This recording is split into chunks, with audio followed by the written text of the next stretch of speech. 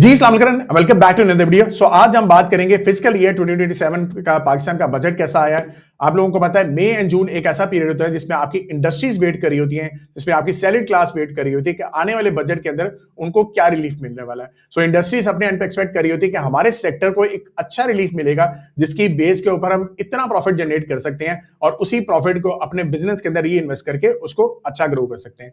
इसी तरीके से जो आपकी सैलरी क्लास होती है वो ये एक्सपेक्ट कर रही होती है कि हमें भी टैक्सेस में एक छूट मिलेगी जिसकी बेस के ऊपर हम थोड़ी बहुत सेविंग ज्यादा कर सकते हैं और थोड़ी सी जो इन्वेस्टमेंट्स करके अपने लाइफस्टाइल को ज्यादा बेहतर कर सकते हैं।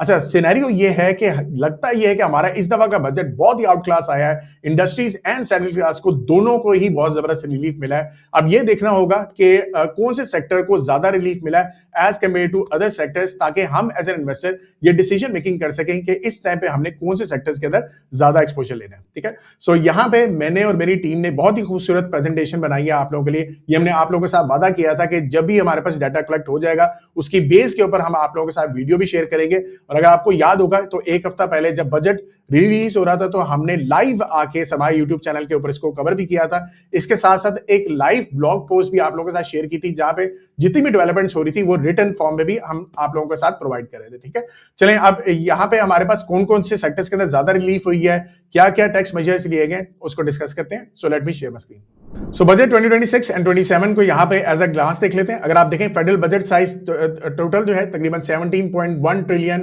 अप्रोक्सीमेटली ये डिसाइड हुआ है। इसमें जो एक्सपेंडिचर है इस साल जो है तकरीबन 18.7 ट्रिलियन का डिसीजन हुई है, जिसमें तकरीबन ये पिछले साल की निस्बत देखा जाए तो तकरीबन 7% का इसमें इजाफा है। टैक्स रेवेन्यू टारगेट जो गवर्नमेंट अपने एंड पे एक्सपेक्ट करी है दिस इज अराउंड 15.26 ट्रिलियन, जो पिछले साल की निस्बत 8% ज्यादा है। और अदर नॉन टैक्स इनकम के तौर पर ये तकरीबन 5.36 ट्रिलियन जो है ये एक्सपेक्ट करें कि यहां से ये टैक्स ज्यादा इकट्ठा कर पाएंगे। अच्छा, ये चीज आपको थोड़ा सा समझना चाहिए, जो टैक्स रेवेन्यू टारगेट होता है ये ज्यादातर जो आपका नॉर्मल टैक्स होता है, जो आपका इनकम टैक्स होता है, जो आपका सैलरी टैक्स होता है, कॉर्पोरेट टैक्स वगैरह सारे होते हैं, ये सारे आपके टैक्स रेवेन्यू टारगेट के अंदर आते हैं। जो आपके अदर नॉन टैक्स इनकम होता है इसमें आपके अदर टैक्सेस शामिल होते हैं, जिसमें आप कह लो कि पेट्रोलियम डेवलपमेंटल लेवी होता है वो आपका शामिल होता है। इसके अलावा जो है स्टेट बैंक जो अपने पे प्रॉफिट भी बना रहा होता है वो भी अगेन गवर्नमेंट उसको यूज कर रही होती है। अच्छा, डेब्ट सर्विसिंग में देखा जाए तो तकरीबन ₹8 ट्रिलियन जो है ये तकरीबन -2% में थोड़ी कमी आई है।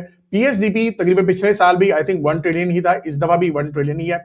बजट डेफिसिट इस दफा देखा जाए तो ये बहुत अच्छा इस टाइम पे मेंटेन करी है गवर्नमेंट। अगर आप देखें पिछले 3-4 साल के अंदर हमारे बहुत ज्यादा हालात खराब थे, हम अपने आप को बहुत ज्यादा टैक्सेस भी हमने इकट्ठे कर रहे थे, तो हमारा बजट डेफिसिट जो था वो काफी हद तक -7 -8% तक जा चुका था। अब जो है गवर्नमेंट इस साल एक्सपेक्ट करी है कि ये तकरीबन हम -3.6% पे इसको मेंटेन करेंगे। जीडीपी ग्रोथ जो है वो तकरीबन 4% एक्सपेक्टेड है और फिजिकल प्राइमरी सरप्लस जो है वो तकरीबन 2.9 ट्रिलियन जो है गवर्नमेंट एक्सपेक्ट करी है, which is around 2% of GDP. ठीक है, अच्छा यहाँ पे खर्चों पे भी आ जाते हैं कि खर्चा इस दफा कितना कितना हम बढ़ा रहे हैं। अच्छा, ये चीज मैं आगे बताता चलूं, मैं आगे ये भी आप लोगों को दिखा देता हूं कि अगर लेट्स सपोज हमारे पास 100 रुपए होते तो 100 रुपए में से कितना परसेंटेज जो है अब हम फाइनली जो है खर्चे कर रहे हैं। और इसको अगेन पहले ये देख लेते हैं कि कितने नंबर हैं, फिर उसके बाद आगे जाते हैं। ठीक है, डिफेंस का अगर आप देखें तो तकरीबन इस टाइम 3 ट्रिलियन के पास अब खर्चा होगा इस दफा।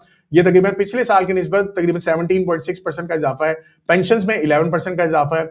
सिविल एक्सपेंस में आप 10% इजाफा कर रहे हैं। सब्सिडीज, चूंकि आईएमएफ ने भी बहुत प्रेशर डाला हुआ कि आप सब्सिडीज कम करें, तो यहाँ पे अगेन आप देखो -8% सब्सिडी और कम कर दिया।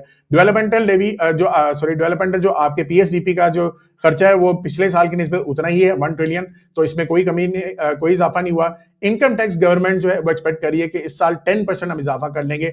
सेल्स टैक्स जो है वो तकरीबन 3.5%। इसके अलावा फेडरल एक्साइज ड्यूटी से जो है गवर्नमेंट ये डिसाइड करिए कि इससे हम थोड़ा सा ज्यादा जो है रेवेन्यू अपना इकट्ठा कर पाएंगे, तो दिस इज अराउंड 20.8% ये सोच रही है गवर्नमेंट कि हम इसमें इजाफा कर सकते हैं। पेट्रोलियम डेवलपमेंट लेवी जो है वो तकरीबन आप देखें ड्यूरिंग द वॉर जो है ये भी काफी हद तक ऑयल की प्राइसेस ऊपर जा चुकी थी, अब रिसेंटली थोड़ी बहुत नीचे भी आई है, लेकिन गवर्नमेंट ने अभी पेट्रोल को इतना नीचे नहीं किया एंड दे आर एक्सपेक्टिंग कि हम थोड़ा सा अपने पेट्रोलियम डेवलपमेंट लेवी का जो टैक्स है उतना ही रखेंगे जितना पहले था। तो तकरीबन अगर आप देखें अगर वही रेट रखा जाए तो दे आर एक्सपेक्टिंग कि अगले साल तकरीबन 14% में हम इजाफा कर सकते हैं। ठीक है, कस्टम ड्यूटी जो है ये रेवेन्यू के तौर पे वो तकरीबन 4% दे आर एक्सपेक्टिंग कि हम इतना जो है ज्यादा रेवेन्यू इकट्ठा कर पाएंगे। ठीक है, अच्छा यहाँ पे अगर लेट्स सपोज ये 100 रुपए के ऊपर इस पूरे बजट को देखा जाए कि कितना रेवेन्यू हम इकट्ठा कर रहे हैं, कितना हम खर्चों में डाल रहे हैं। तो अगर आप यहाँ पे देखें रेवेन्यू रिसीव्स के अंदर तकरीबन 100 रुपए में से तकरीबन 63 रुपीज जो आप डायरेक्टली टैक्सेस से ले रहे हो, फिर इसके अलावा जो है बाकी के जो आपने इखराजात करने हैं ना, क्योंकि आप देखें इखराजात हमारे ज्यादा होते हैं एज कम्पेयर टू रेवेन्यू, तो तकरीबन वो 21 रुपीज है। नॉन बैंक बोरिंग जो है वो तकरीबन 11% है। इस तरीके से नेट एक्सटर्नल जो आपकी रिसीव्स है वो तकरीबन 4.3% है। अच्छा, अब 100 रुपए में से आप कितनी पेमेंट्स कर रहे हैं? तकरीबन आप 43 रुपीज जो है सिर्फ आपका सूद में जा रहा है। अच्छा, बाय द वे पिछले साल ज्यादा था, इस दफा जो है ये निस्बतन थोड़ा सा कम है। डिफेंस एंड सर्विसेज अफेयर में से 100 रुपए में से आप कह ले 16 रुपए जो है ये डिफेंस के बजट में जा रहा है। ग्रांट्स को 14% जा रहा है। पेंशन में तकरीबन 6.2 है। इसी तरीके से जो आपका फेडरल पीएसडीपी है, जो डेवलपमेंटल आपके खर्चे हैं, वो तकरीबन 5.3% है। ठीक है, और आपका again running of civil government 5.7%। अच्छा, इसी तरीके से अगर आप पिछले साल की निस्बत देखें, यहां पे मैंने थोड़ा कंपैरिजन भी कर दिया है। लास्ट ईयर इंटरेस्ट पेमेंट थोड़ी सी ज्यादा थी, 46% थी, इस दफा तकरीबन 43% है। आपका पीएसडीपी का जो परसेंटेज था पिछले साल ज्यादा था, 5.7%, इस दफा जो है आपका 5.3 है। डिफेंस का बजट पिछले साल 14.5% था, इस दफा 16%। ठीक है, तो ये 100 रुपीज में से आपको एक आइडिया मिल रहा है कि कितना जो है ओवरऑल हम खर्चा करें। अच्छा, करंट इकोनॉमिक सिनेरियो देखा जाए, इस टाइम सारे सिनेरियो हमारे अल्लाह का शुक्र है बहुत जबरदस्त चल रहे हैं। As compared to other neighbouring countries हमारे हालात फिर भी काफी हद तक बेहतर है। ठीक है, इंटरेस्ट रेट हमने पहले बढ़ा दिए थे, लेकिन अब जो है कांस्टेंट है। अब गवर्नमेंट ये एक्सपेक्ट कर रही है, स्टेट बैंक ये एक्सपेक्ट कर रही है कि अब चूंकि यूएस ईरान वॉर की सीज फायर जो है वो एक्सटेंड हो गई है, उसकी वजह से ऑयल का रेट नीचे आएगा, जिसकी वजह से हमारी इन्फ्लेशन भी नीचे आ सकती है। तो अगेन इन्फ्लेशन अगर आप मई में देखो तो सिर्फ 0.5% बढ़ी है, जो कि अप्रैल में 2.5% बढ़ी थी। ठीक है, Pakistan recorded current account surplus, ये भी अगेन पहला क्वार्टर जो देखें उसमें करंट अकाउंट सरप्लस हमारा बहुत जबरदस्त आया था। अगले वाले क्वार्टर में थोड़ा बहुत डेफिसिट वाली साइड भी चल रही होगी, लेकिन बहरहाल ये भी हमारे सिनेरियो बेहतर है।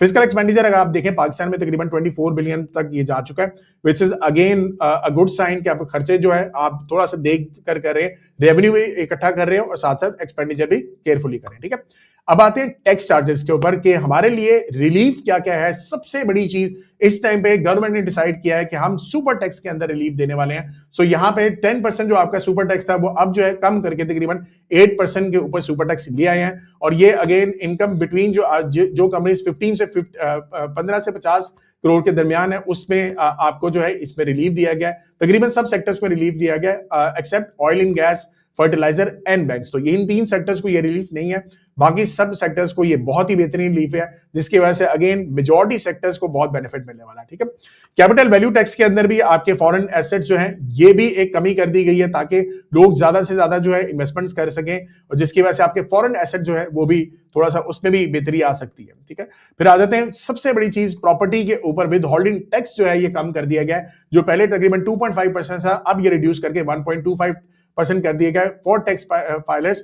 सो this is a very good sign. इसकी वजह से आपकी जो रियल स्टेट है वो जो परफॉर्म करेगी, तो आपके मेजॉरिटी सेक्टर्स भी साथ साथ ही परफॉर्म करेंगे। ठीक है, रिटेलर्स के ऊपर तकरीबन जो कि 20 करोड़ से नीचे नीचे अर्न कर रहे हैं, उनके ऊपर एक सिंप्लीफाइड 1% का फिक्स टैक्स लगा दिया है। तो ये भी एक अच्छा साइन है कि थोड़ा बहुत एक फिक्स टैक्स आप लगा दोगे, उसकी बेस के ऊपर भी रिटेलर से आप टैक्स इकट्ठा कर पाएंगे। ठीक है, अच्छा इसके बाद जो चले जाते हैं, ये एक अगेन वेरी इंपॉर्टेंट चीज, जो एक्सपोर्ट के ऊपर गवर्नमेंट का इस दफा बहुत ज्यादा फोकस है कि किसी तरीके से एक्सपोर्ट्स को ज्यादा रिलीफ दी जाए। तो अगेन आप यहां पे देखें, ये तकरीबन जो हमारा टैक्स था वो तकरीबन 2% जो था, अब वो रिड्यूस करके 1.25% पे कर दिया है। इसके अलावा जो है एक्सपोर्ट डेवलपमेंट सरचार्ज जो था तकरीबन 0.25%, वो भी अबॉलिश कर दिया है। और अब आप देखें एक्सपोर्ट रीफाइनेंस स्कीम जो है उसके ऊपर गवर्नमेंट ने तकरीबन ₹88 बिलियन एलोकेट किए हैं, जिसमें तकरीबन अब जो कंपनीज एक्सपोर्ट करती हैं उनको 19% की बजाय अब जो है वो रीफाइनेंस स्कीम है 4.5% के ऊपर रेट मिलेगा, विच इज अगेन एक्सपोर्ट जितनी भी कंपनीज हैं उनके लिए काफी हद तक this is a very positive sign. फिर उसके बाद देखें कस्टम ड्यूटी के अंदर, अगर आप देखें फार्मास्यूटिकल की जो इंडस्ट्री है उसके अंदर काफी हद तक सिनेरियो बेहतर रहा है। अबॉलिश आपके 100+ फार्मास्यूटिकल जो रॉ मटेरियल्स हैं उनके ऊपर आपकी ये अबॉलिश होने वाली है। फिर अगेन 7500 टैरिफ लाइंस जो है आपकी रिड्यूस होंगे, which is again a very good sign, जिसकी वजह से आपकी जितने भी फार्मास्यूटिकल कंपनीज हैं उनके लिए काफी हद तक बेहतरी होने वाली है। रिलीफ आइटम्स हैं, tax cuts propose on contraceptive sanitary pads. चलें, ये तो आपके जो आम तौर पे जो यूज करने वाले सैनिटरी पैड्स जो वुमेन यूज करती हैं उसके ऊपर भी एक टैक्स रिलीफ दिया जा रहा है, तो this is a good sign. फिर उसके बाद आ जाते हैं debit card and international transactions, ये एक बहुत बड़ा साइन है। ये बहुत ज्यादा एक मसला मसाइल था, जो कि ओवरसीज पाकिस्तानी भी अगर रह रहे हैं, अगर वो लोकल कार्ड यूज कर रहे हैं, तो आप देख रहे होंगे कि एक बहुत ही ज्यादा आपका टैक्स लगाया जाता था तकरीबन 5%, अब वो रिड्यूस करके जो है 0.5% पे आ जाएगा, जिसकी वजह से थोड़ी सी जो आईटी कंपनीज है उनके लिए बेहतर है, एज अ सिटीजन हमारे लिए भी काफी हद तक बेहतर है। ठीक है, अच्छा यही चीज सेक्टर के ऊपर देख लेते हैं। सबसे पहले अगर आप बैंक्स में देखें तो ये जो कार्ड वाली रिलीफ है ये एक काफी बेहतर साइन है, वैसे तो सुपर टैक्स इनके ऊपर कम नहीं किया गया, डिपॉजिट्स इनके बहुत जबरदस्त बढ़ रहे हैं, तो ओवरऑल मेरे ख्याल से ये दो साइंस जो है इनके काफी हद तक बेहतर हो रहे हैं। डिजिटल ट्रांजेक्शंस के ऊपर जो है लोग काफी ज्यादा, गवर्नमेंट भी फोकस करवा रही है कि आप लोग इस साइड पे ज्यादा आएंगे, उसकी वजह से भी कुछ जो है आप कह लें कि बैंक्स को ये इस चीज का फायदा मिलने वाला है। बहुत ज्यादा फायदा नहीं है, लेकिन फिर भी थोड़ा सा रिलीफ इसमें मिलेगा। इसके बाद देखते हैं रियल एस्टेट के ऊपर, ऑलरेडी हमने बहुत ज्यादा बात कर दी कि आपके ऊपर जो एडवांस टैक्स है इसको रिड्यूस किया गया है। इसके अलावा जो अपना घर स्कीम जो है, इसके ऊपर हमने समाई यूट्यूब चैनल के ऊपर वीडियो भी बनाई हुई है, ये जो है इसके अंदर काफी रिलीफ आप देखें मिलने वाला है। बहुत ज्यादा लोग जिनके अपने घर नहीं है वो अगेन इसके ऊपर लोन ले सकते हैं। तो तकरीबन गवर्नमेंट ने 71 बिलियन रुपीस जो है इसके ऊपर एलोकेट किया है और तकरीबन 5 लाख घरों को ये अगेन फंड करेंगे। तो इसकी वजह से रियल एस्टेट जो है आपकी बहुत ही जबरदस्त उठने वाली है, जिसकी वजह से आपकी जो सीमेंट है, स्टील सेक्टर है, आपका जो ग्लास सेक्टर, ये सारे परफॉर्म करेंगे। ठीक है, सो ये मैंने यहाँ पे लिख भी दिया, जिसकी वजह से अगर आप देखें तो ये भी again this is a very big sign कि आपके विदहोल्डिंग टैक्स वगैरह कम होने से आपकी सीमेंट स्टील जो है ये काफी हद तक बेहतर परफॉर्म करेंगे। इसके अलावा जो है ये बात हो रही है कि कस्टम ड्यूटी जो है आपकी कोल के ऊपर भी ये भी रिड्यूस होगी। ये आपको पता है कि ये रॉ मटेरियल जो आपके सीमेंट के अंदर यूज होता है, और अगर इसके ऊपर कस्टम ड्यूटी कम होगी तो इसका मतलब है कि सीमेंट की कंपनीज के ऊपर रॉ मटेरियल्स के खर्चे कम होंगे, जिसकी वजह से ये प्रॉफिट ज्यादा बना सकते हैं। इसके अलावा गवर्नमेंट एक प्रपोजल और दे रही है कि स्टील का जो यहाँ पे रेट होता है उसको पर यूनिट इलेक्ट्रिसिटी कॉस्ट के अंदर डाला जाए, डायरेक्ट टैक्स ना लगाया जाए, तो उसकी बेस के ऊपर भी थोड़ा सा रिलीफ आपके स्टील सेक्टर के ऊपर भी दिया जाएगा। अगर आपको याद होगा तो पिछले साल जो है फाटापाटा रीजन के ऊपर गवर्नमेंट ने डिसाइड किया था कि फाटापाटा रीजन से स्टील आपका पाकिस्तान के अंदर डंप होता था, तो उसके ऊपर एक टैक्स लगा दिया गया था, जो कि हर साल जो है वो तकरीबन 2% जो है वो ज्यादा बढ़ाते जाएंगे, जिसकी वजह से जो आपके जो पब्लिक लिस्टेड कंपनीज हैं उनको काफी हद तक रिलीफ मिलने वाला है। तो अगेन यहाँ पे नजर ये आ रहा है कि स्टील सेक्टर भी थोड़ा सा यहाँ पे इसके प्रेशर जो होगा वो निस्बतन कम होगा। नेक्स्ट चलते हैं लोकल ऑटो असेंबलर्स में। अभी तक जो है हमारी ऑटो पॉलिसी ये आने वाली है, अभी तक जो गवर्नमेंट ने डिसीजन लिया है वो तो यहाँ पे नजर आ रहा है, लेकिन फाइनल इंपैक्ट अभी बाद में पता लगेगा कि ऑटो पॉलिसी पे क्या क्या सिनेरियो हमारे एंड पे बनेगा। सबसे पहले न्यू फेडरल एक्साइज ड्यूटी जो आपके जो इंपोर्टेड कार्स हैं उनके ऊपर लगने वाली है, जो कि जिसमें आपकी जो बड़ी बड़ी एसयूवीज हैं जो 2000 सीसी से ऊपर आती हैं उनके ऊपर लगेगा टैक्स। फिर उसके बाद अलावा जो हाई वैल्यू इलेक्ट्रिकल व्हीकल्स हैं उनके ऊपर भी आपके ये टैक्स लगने जा रहा है। इसके अलावा hybrid and plug in hybrid जो कार सेल्स हैं उनकी टैक्स जो है तकरीबन 8.5 से 12.5 के दरमियान थी, वो बढ़ के तकरीबन 18 to 25 जो है ये एक्सपेक्टेशन है। ठीक है, तो ये चीज थोड़ा सा आप कह लेंगे ऑटो इंडस्ट्री के लिए थोड़ी सी नेगेटिव है, लेकिन अभी जब तक ऑटो पॉलिसी नहीं आएगी तो ये हमारी कंफर्मेशन अभी तक नहीं होगी। ठीक है, चलिए नेक्स्ट चलते हैं। फार्मास्यूटिकल ऑलरेडी हमने पता देख लिया कि तकरीबन 100+ फार्मास्यूटिकल के जो रॉ मटेरियल्स हैं उसके ऊपर अभी जो है ड्यूटी थोड़ी सी रिमूव करने का फैसला किया है, जिसकी वजह से अगेन वी आर एक्सपेक्टिंग कि फार्मास्यूटिकल्स की जो आगे आने वाले वक्त के अंदर अच्छी सेल्स ग्रो कर सकती है और एक्सपोर्ट में भी काफी हद तक बेहतरी हो सकती है। So again pharmaceutical is one industry जो मैं देख रहा हूं कि इस टाइम पे काफी हद तक बेनिफिट इसको मिल सकता है। तो हमने 2-3 सेक्टर्स अभी आइडेंटिफाई कर लिए, एक सीमेंट, एक स्टील, एक ग्लास और एक फार्मास्यूटिकल, जिनको अभी तक बहुत अच्छे इंसेंटिव इस टाइम पे मिले। ठीक है, नेक्स्ट चलते हैं एक्सपोर्ट के ऊपर आ जाए। टेक्सटाइल अनदर सेक्टर जिसको बहुत ही जबरदस्त इस टाइम पे बेनिफिट मिल रहा है। सुपर टैक्स जो है ये डिसीजन हुआ है कि इसको कंप्लीटली अबॉलिश कर दिया जाएगा फॉर जो एक्सपोर्टर्स हैं इन टेक्सटाइल, तो उनके लिए काफी जबरदस्त एक रिलीफ है कि अगेन जो 10% का टैक्स है वो उसमें आपकी छूट मिल रही है। इसके अलावा जो एक्सपोर्ट रीफाइनेंस स्कीम जिससे मैंने आपको बताया कि वो भी आपको अब 19 से तकरीबन ये कम हो गए 4.5% पे इस पे मिलने वाली है। इसके अलावा एक छोटा सा एडवांस टैक्स जो था वो 1% पहले ये कंपनीज देती थी वो अबॉलिश कर दिया गया, और एक मिनिमम टैक्स जो है ये 1.5% का लगाया गया। तो खैर ये एक छोटा सा आप कह लें कि एक नेगेटिव इंपैक्ट है, जो कंपनीज आप कह लें जिनके प्रॉफिट मार्जिन कम है उनको थोड़ा सा हिट पड़ सकती है, लेकिन ओवरऑल बाकी अगर आप देखें टेक्सटाइल में बाकी 2-3 चीजें हमारे लिए काफी हद तक पॉजिटिव है। ठीक है, नेक्स्ट चलते हैं पावर कंपनीज के ऊपर। ओवरऑल कोई इतना खास डिसीजन मेकिंग नहीं है, ज्यादातर कंपनीज जो है जो गवर्नमेंट है वो एक्सपेक्ट ये करी है कि इनको थोड़ा बहुत जो है रिलीफ दे के, थोड़ा सा बहुत पैसे दे के ना इनसे जो कॉन्ट्रैक्ट्स हैं वो जल्द से जल्द इसको खत्म करवाया जाए। ठीक है, अच्छा इसके बाद आ जाए आईटी कंपनीज के ऊपर आ जाए। Income tax extended for 3 years till 2029 for IT companies which is a huge sign.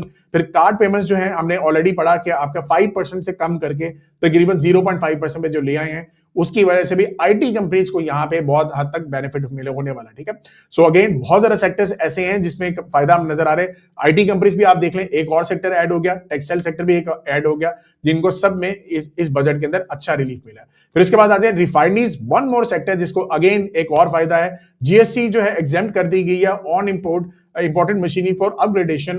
अगर आप देखें रिसेंटली जो है गवर्नमेंट ने फिर से बात करना शुरू कर दी है कि रिफाइनरीज को अपग्रेड किया जाए। जब वॉर सिचुएशन हुई है तो डंडा सर पे पड़ा, तो उसकी वजह से याद आया कि हमने अपनी रिफाइनरीज को भी अपग्रेड करना है, ठीक है। तो अगेन और इसमें अगर आप देखें तो डीजल की प्राइसेस बहुत तेजी से ऊपर चली गई थी, पेट्रोल की प्राइसेस बहुत तेजी से ऊपर चली गई थी, जिसकी वजह से रिफाइनरीज के प्रॉफिट्स भी अच्छे बने। लेकिन उसके साथ साथ जो है इन्होंने गवर्नमेंट के साथ भी दिया है कि भाई हम अपना प्रॉफिट जो है थोड़ा सा छोड़ेंगे भी। अगेन आप देखें गवर्नमेंट ने मिलकर एक टैक्स थोड़ा सा जो है इनके ऊपर रिफाइनरीज के ऊपर लगाया था, और उसकी वजह से अब जो है गवर्नमेंट थोड़ा सा इनको बेनिफिट भी दे रही है कि हम आपके जो अपग्रेडेशन करेंगे उसके ऊपर जो आप मशीनरी मंगवाओगे बाहर से उसको एग्जाम करेंगे, ठीक है। फेडरल एक्साइज ड्यूटी जो है एग्जाम कर दी गई और नैफ्ता, तो अगेन ये भी आपका एक रॉ मटेरियल यूज हो रहा होता है इन योर रिफाइनरीज, जो उसके ऊपर भी आपकी फेडरल एक्साइज ड्यूटी जो है ये कम कर दी गई है। इसकी वजह से रिफाइनरी सेक्टर एक ऐसा सेक्टर होता था जो कि बहुत ज्यादा वोलेटाइल भी रहता था, अक्सर ये प्रॉफिट एंड लॉस कर रहे होते थे। अब जो है थोड़ा सा चीजें क्लियर होना शुरू हो गई कि इस सेक्टर को भी इस बजट के अंदर फायदा मिलने वाला, ठीक है। सो ये रिफाइनरी सेक्टर भी हो गया। इसके अलावा अगर आप यहाँ पे देख लें कि आपकी सैलरी क्लासेस के ऊपर काफी हद तक रिलीफ है। आपका जो टैक्स है वो तकरीबन 22 से 32 के जो इनकम ब्रैकेट आती है उनका टैक्स अब 20% तक कर दिया गया है। जो पहले ज्यादा था, आई थिंक 23% था, वो 20% पे हो गया। 32 टू 41 लाख वाले को 25 हो गया। 56 टू 70 लाख जो आपके तकरीबन 35% था वो अब रिड्यूस हो गए तकरीबन 32% पे आ गए, ठीक है। इसी तरीके से जो आपकी एक्सपेक्टेशन है कि कितनी आप मैक्रो इकोनॉमिक ग्रोथ लाएंगे, जीडीपी हमने ऑलरेडी बात की 4% एक्सपेक्टेड है, एग्रीकल्चर ग्रोथ तकरीबन 3.6 एक्सपेक्टेड है। इसी तरीके से आप इसको पॉज करके भी देख सकते हैं। Investment growth they are expecting कि तकरीबन 15% तक इसको ग्रो कर पाएंगे, ठीक है। करंट अकाउंट डेफिसिट हमने ऑलरेडी बात कर ली। फिर इंपोर्ट टारगेट तकरीबन 70 बिलियन का डॉलर्स का ये एक्सपेक्ट करेंगे अगले साल ये इंपोर्ट हमारी रहेगी। ट्रेड डेफिसिट तकरीबन 37 बिलियन की रहेगी। एक्सपोर्ट टारगेट ये एक्सपेक्टिंग के तकरीबन 33 बिलियन डॉलर्स तक जाएगी। रेमिटेंसेस टारगेट जो है वो तकरीबन हमारा 42 बिलियन, ठीक है। तो इस तरीके से ये सारे आप पॉइंट्स पढ़ भी सकते हैं। इसके अलावा अगर आप देखें इस साल हमारे पाकिस्तान स्टॉक मार्केट के अंदर भी काफी हद तक बेनिफिट्स नजर आए हैं। 11 न्यू आईपीओ हुए हमारे। इसके अलावा 1,33,000 न्यू इन्वेस्टर अकाउंट ओपन हुए हैं। हमारे एंड से सरमाया की कोशिश होती है कि ज्यादा से ज्यादा हम आप लोगों को चीजें प्रोवाइड करें, हम आप लोगों को एजुकेट करें, ज्यादा से ज्यादा हमारे यहाँ पे अकाउंट्स खुले, ठीक है। आईटी एक्सपोर्ट जो है तकरीबन 20% में इजाफा हुआ है। इस तरह से डिजिटल बैंकिंग जो है वो तकरीबन 95 मिलियन से 133 मिलियन हमारी ग्रोथ हुई है। इसके अलावा जो है की प्रोजेक्ट्स में अगर आप देखें तो नेशनल हाईवे अथॉरिटी एक बनने वाली है, कोयटा टू कराची रोड एक बनेगी, Hyderabad to Sukkur motorway. Again इसके अंदर जितनी भी आपकी अमाउंट्स लगेंगी वो सारी यहाँ पे लिख दी है। वाटर प्रोजेक्ट्स के ऊपर दायमीर बादशाह डैम के ऊपर कितने पैसे लगने हैं, मोमेंट डैम के ऊपर तकरीबन 22 बिलियन लगेगा। ये सारे जो है डैम्स के ऊपर भी जितनी भी इंफॉर्मेशन है वो भी हमने आपको प्रोवाइड कर दी। इसके अलावा सेक्टर एलोकेशन पावर डिवीजन के अंदर ₹88 बिलियन लगेंगे। स्टेट ओन एंटरप्राइजेस के ऊपर गवर्नमेंट डिसाइड किया है ₹451 बिलियन लगाएंगे। प्रोविंशियल डेवलपमेंट के अंदर पंजाब को 749 बिलियन मिलेगा, सिंध को 706 बिलियन मिलेगा, केपी को 455 बिलियन एंड बलोचिस्तान को 308 बिलियन, ठीक है। फिर इस तरीके से हेल्थ मिनिस्ट्री को तकरीबन 16.6 बिलियन मिलेगा और एजुकेशन को तकरीबन 36 बिलियन मिलेगा, ठीक है। Sustainable urban development and housing को तकरीबन 54.6 बिलियन मिलेगा और अपना घर स्कीम ऑलरेडी मैंने पहले भी बता दिया तकरीबन 71 बिलियन अप्रूव कर दिया गया है, जिसमें 11 बिलियन जो है डिस्पर्स भी ऑलरेडी हो चुके हैं, ठीक है। इसके अलावा सोशल एंड वेज मेजर्स में देखिए गवर्नमेंट एम्प्लॉय सैलरीज जो है तकरीबन 7% इंक्रीज कर दी गई है, पेंशन इंक्रीज भी तकरीबन 7% कर दी गई है। इसके अलावा मिनिमम वेज जो है वो तकरीबन 10% में इजाफा कर दिया गया है। बेनजीर इनकम सपोर्ट प्रोग्राम जो है एक बहुत जबरदस्त प्रोग्राम है इन पाकिस्तान, उसके अंदर तकरीबन 17% ईयर ऑन ईयर इसमें इजाफा किया है और ये अब जो है अमाउंट तकरीबन 838 बिलियन पे जा चुकी है, ठीक है। पीएम यूथ लोन जो है ये तकरीबन 298 बिलियन डिस्पर्स जो है ऑलरेडी कर चुके हैं, जिसमें तकरीबन 5,34,000 लोगों को इस टाइम तक ये फायदा हो चुका है, ठीक है। तो अगेन काफी हद तक डेवलपमेंट्स आपको यहाँ भी नजर आ रही हैं। सो ये था हमारा ओवरऑल बजट। आई थिंक मैंने काफी ज्यादा डिटेल में हर एक चीज को कवर कर दिया। आप देखें कि काफी ज्यादा सेक्टर्स को यहाँ पे फायदा हो रहा है, जिसमें आपके स्टील सेक्टर, सीमेंट सेक्टर, आपका ग्लास सेक्टर, आपका आईटी कंपनीज, आपकी textile companies and refinery sectors, इसको ओवरऑल इस बजट के अंदर काफी फायदा मिलने वाला है, ठीक है। सो आई होप कि आप लोगों को इसमें वैल्यू मिली होगी। चलिए नेक्स्ट टाइम मिलते हैं। मेरी तरफ से अल्लाह हाफिज, सी यू गाइस नेक्स्ट टाइम। सरमाया.com, जहां हर फैसला बने सरमाया।